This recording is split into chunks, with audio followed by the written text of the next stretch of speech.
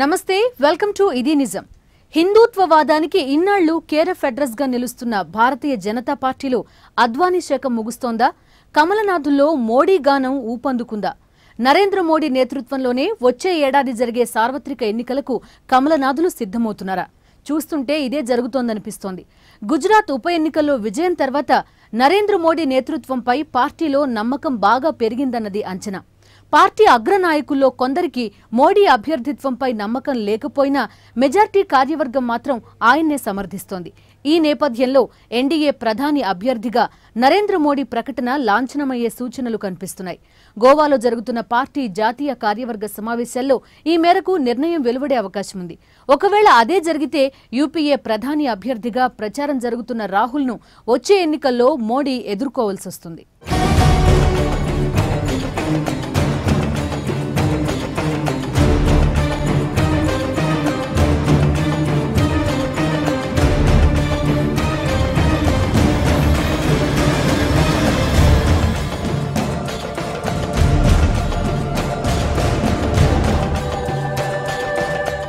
వచ్చే general elections నాటికి third front ఏర్పాటుపై ఊహాగానాలు జోరందుకున్న పరిస్థితుల్లో ఎన్డీఏ అలర్ట్ అవుతోంది వరుసగా 2 సార్లు పరాజయం తర్వాత ఎలాగైనా ఈసారి ఎన్నికల్లో గెలవాలన్న లక్ష్యంతో ఎన్డీఏకి నేతృత్వం వహిస్తున్న బీజేపీ వ్యూహరచన చేస్తోంది ఆ దిశలోనే పార్టీ పావులు కదుపుతోంది అంతర్గత మార్పులపై దృష్టి పెట్టింది ఈ నేపథ్యంలోనే ప్రధానిగా మోడీ అభ్యర్థిత్వం చర్చనీయాంశమైంది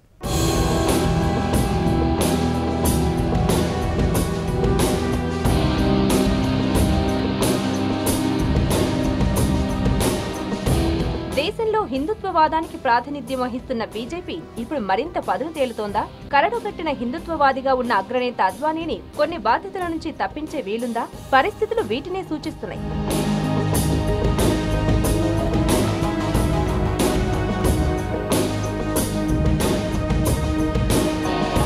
గోధ్రా దుర్ఘటన గుజరాత్ మత ఘర్షణల తర్వాత అక్కడ నరేంద్ర మోడీ నేతృత్వంలో బీజేపీ అధికారంలోకి వచ్చింది అప్పటి నుంచి వరుసగా 3 సార్లు గుజరాత్ ఎన్నికల్లో పార్టీని మోడీ గెలిపించారు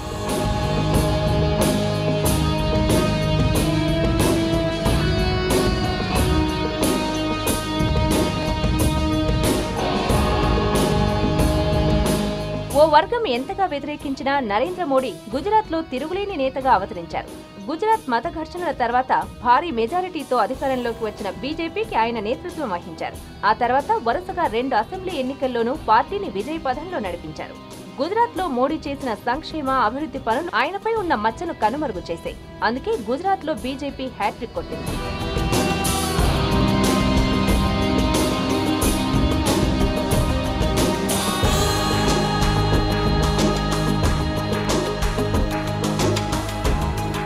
ఇక తాజాగా గుజరాత్ లో ఉప ఎన్నికల్లో విజయం తర్వాత కమలనాథుల్లో మోడీ జపం ఊపందుకుంది ఈ నేపథ్యంలో ఎన్డీఏ తరపున ప్రధాని అభ్యర్థి ఎవరన్న దానిపై స్పష్టత ఇచ్చే దిశగా బీజేపీ నాయకత్వం పావులు కదుపుతోంది మోడీ అభ్యర్థిత్వానికి వ్యతిరేకత లేకుండా భాజపా అధ్యక్షుడు రాజ్నాథ్ సింగ్ ప్రయత్నిస్తున్నారు వచ్చే లోక్సభ ఎన్నికల్లో పార్టీ ప్రచార కమిటీ నేతగా నరేంద్ర మోడీని ప్రకటించేందుకు రంగం సిద్ధమవుతోంది గోవాలో శని ఆదివారాల్లో జరిగే జాతీయ కార్యవర్గ సమావేశాలు ఇందుకు వేదిక అయ్యే వీలుంది అయితే దీనిపై బీజేపీ వర్గాలు మాత్రం ఆచితూచి స్పందిస్తున్నాయి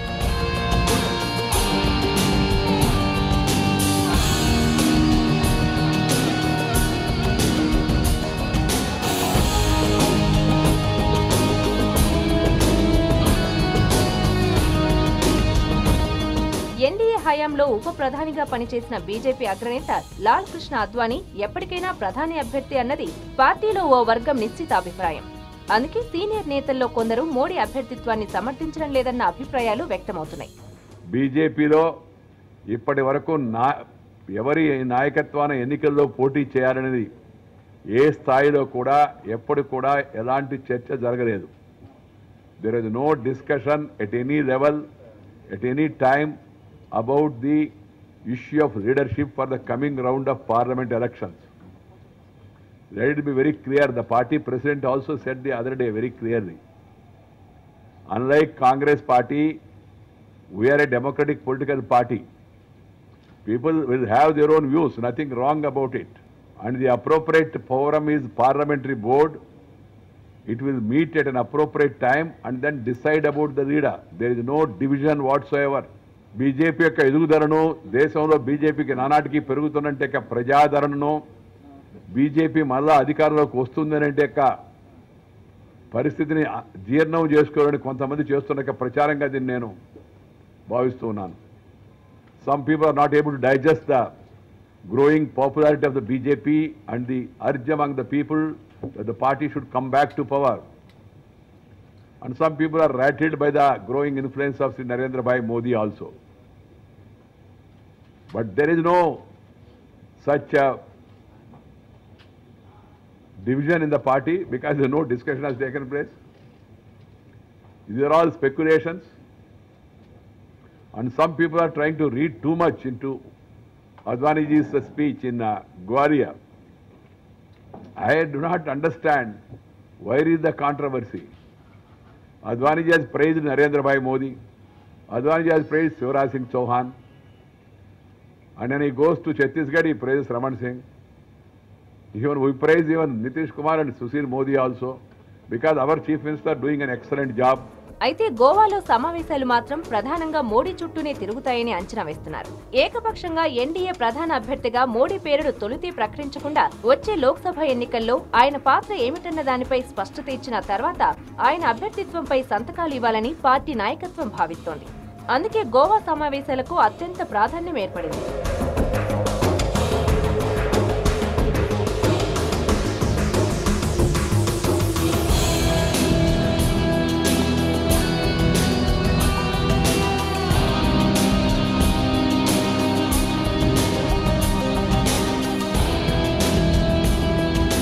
గోవా సమావేశాల్లో మోడీని లోక్సభ ఎన్నికల్లో ప్రచార కమిటీ నేతగా ప్రకటించేలా ఆయన అభిమానులు, కొందరు నాయకులు బహిరంగంగానే పార్టీ అగ్రనేతలపై ఒత్తిడి తెస్తున్నారు.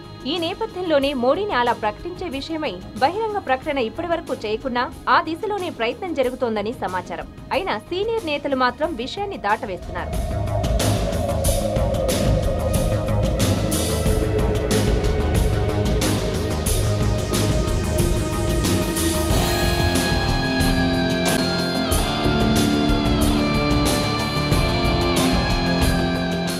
పార్టీ అధికార ప్రతినిధి రాజీవ్ ప్రతాప్ రూఢీతో పాటు సీనియర్ నేత యశ్వంత్ సిన్హా ఈ వార్తలను సింపుల్ గా తోసిపుచ్చారు. పార్టీ జాతీయ కార్యవర్గం సమావేశం అనేది చాలా విశాలమైన వేదిక అని, ఎన్నో అంశాలు అందులో సమీక్షిస్తామని, ముఖ్యంగా యూపీఏ పనితీరును, కేంద్ర ప్రభుత్వ వైఫల్యాన్ని చర్చిస్తామని బీజేపీ మరో సీనియర్ నేత ప్రకాష్ జవదేకర్ చెప్పుకొచ్చారు. అలా అని మోడీ విషయాన్ని ఆయన తోసిపుచ్చకపోవడం విశేషం. गोवा की हमारी 2 दिन की बैठक जो होने वाली है वो बहुत अहम है, क्योंकि भारत के सामने सुरक्षा और स्वाभिमान के अनेक मुद्दे हैं, जैसे कि नक्सलवाद की समस्या, आतंक की समस्या और सरकार की ये कोशिश कि आतंक को एक मजहबी रूप में देखे। पाकिस्तान सीमा पर जो घटनाएं हुई है, चीन के सीमा पर जो घटनाएं हुई है, तो अंदरूनी और बाहरी सुरक्षा के लिए बहुत सारी चुनौतियां हैं, उसका भी वहां प्रस्ताव पारित होगा। साथ ही साथ जो वर्तमान आर्थिक हालात है और जो राजनीतिक हालात है, जिस कदर यूपीए ने लूट की है, उसके बारे में प्रस्ताव भी होंगे।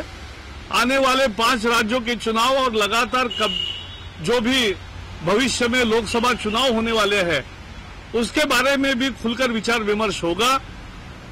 और भारतीय जनता पार्टी किसी भी वक्त लोकसभा चुनाव के लिए तैयार है। जिम्मेवारियां अध्यक्ष जी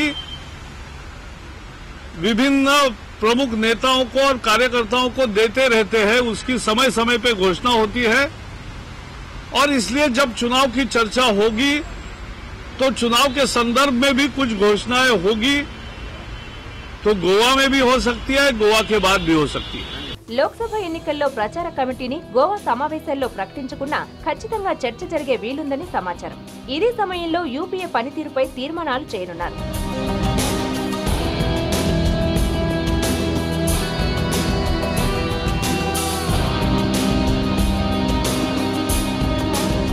పలు అంశాల్లో యూపీఏ విఫలమైందని, ముఖ్యంగా అంతర్గత భద్రత, విదేశీ వ్యవహారాల్లో యూపీఏ ఘోరంగా వైఫల్యం చెందిందని ఆరోపిస్తున్న బీజేపీ దీనిపై 2 తీర్మానాలు చేయనుంది. అలాగే ఈ సమావేశాల్లో కేవలం ఆర్థిక, రాజకీయ తీర్మానాలు మాత్రమే చేయాల్సిన ఛత్తీస్గఢ్లో మావోయిస్టుల నరమేధం నేపథ్యంలో ఆ అంశాన్ని చేర్చారు. అందుకే లోక్సభ ఎన్నికల్లో ప్రచార కమిటీ ఎన్నిక బాధ్యతను పార్టీ పార్లమెంటరీ బోర్డు మాత్రమే చూసుకుంటుందని జాతీయ కార్యవర్గ సమావేశాల్లో చర్చించబోమని పార్టీ నేతలు చెబుతున్నారు. నిజానికి ఇప్పటి వరకు ఈ విషయమై ఆలోచనే లేదని వాదిస్తున్నారు. ఒకటి పార్లమెంటు బోర్డు నిర్ణయించాలా, రెండవది నేను అంతకుముందు చెప్పాను కదా, పార్టీ చాలా ఉన్నత స్థాయి పదవులు ఇచ్చి గౌరవించింది. ఆ ప్రధానమంత్రికి కావాల్సిన స్థాయి లేదనే విషయాన్ని ఇంతకుముందు చెప్పడం జరిగింది. ఇప్పటి వరకు నేను పార్లమెంటు బోర్డు మెంబర్ని, పార్లమెంటు బోర్డు అలాంటి విషయం పైన చర్చే జరగలేదు. స్పష్టం. You quote me official, I'm telling you. ఏదేమైనా వచ్చే లోక్సభ ఎన్నికల్లో నరేంద్ర మోడీ కీలకం కానున్నారన్నది వాస్తవం. గుజరాత్ ను అన్ని రంగాల్లో అభివృద్ధి చేసి దేశంలోనే ఆదర్శంగా నిలిచిన మోడీ మాత్రమే ఇప్పుడు ఎన్డీఏకు, ముఖ్యంగా బీజేపీకి పెద్ద దిక్కుగా కనిపిస్తున్నారు. मैं इस बारे में अभी बोलूँगा नहीं, इतना ही कहूँगा कि नरेंद्र मोदी सबसे पॉपुलर है. आपने ही कहा सबसे पॉपुलर लीडर है, तो ऑटोमेटिकली पार्टी अगर जीतनी चाहिए तो नरेंद्र मोदी को प्रोजेक्ट किया तो जीतने के चांसेस आसार बढ़ जाते हैं, क्योंकि यूपीए की नॉन परफॉर्मिंग गवर्नमेंट वर्सेस लोगों की अपेक्षा परफॉर्मिंग नरेंद्र मोदी की गवर्नमेंट ऐसी एट दिस मोमेंट कंपैरिजन हो रही है.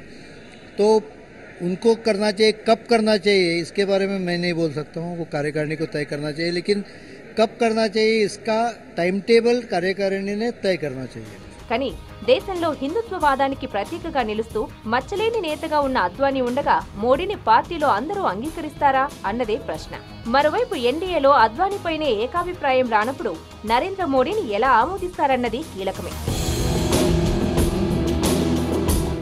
ఎన్డీఏ ప్రధాని అభ్యర్థిగా మోడీని సమర్థిస్తున్న వారెవరు, వ్యతిరేకిస్తోంది ఎవరు? మోడీకి మద్దతు పెరుగుతున్న నేపథ్యంలో అద్వానీ రాజీ పడే వీలుందా? వివరాలు బ్రేక్ తర్వాత.